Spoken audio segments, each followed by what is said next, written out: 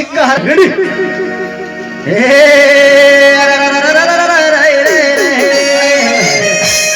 अरे अटना जाइबू की पटना जाइबू जू जू जू जू जू जू जू जू तोरे जमाने वाला हो औ की जाइबू खैरुल्लाह में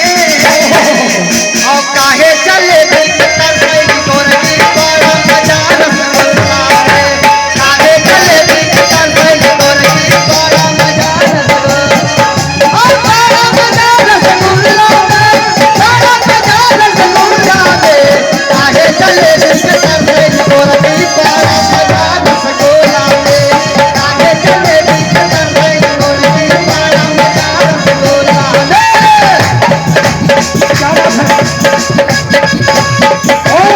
अरे ताली तो बजाइए भैया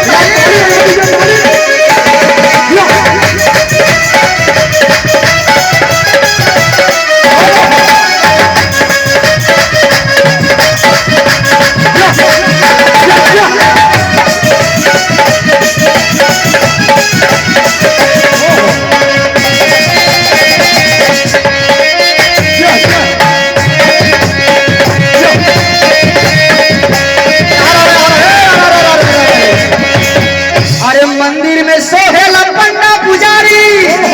और सोहे केवाड़ी दुआरी मेरे दादा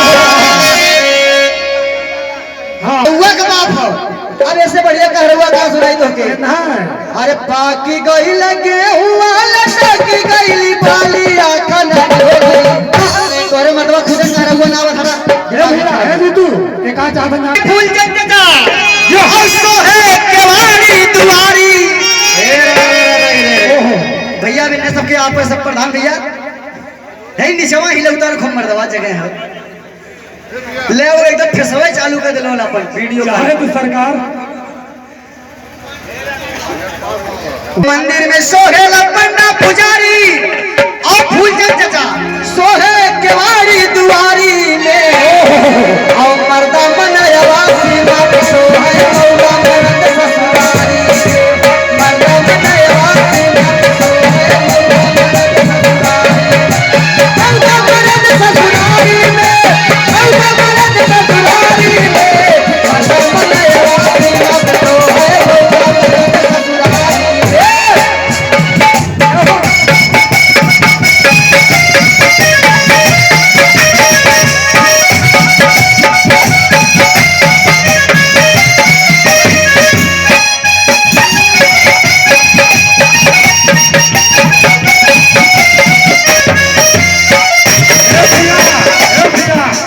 होलचंद यादव गाँव में मजा न शहर में मजा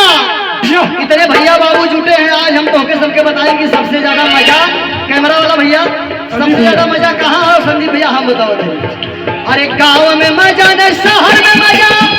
और मजा नहीं असियाने में पंचो मजा कहाँ बा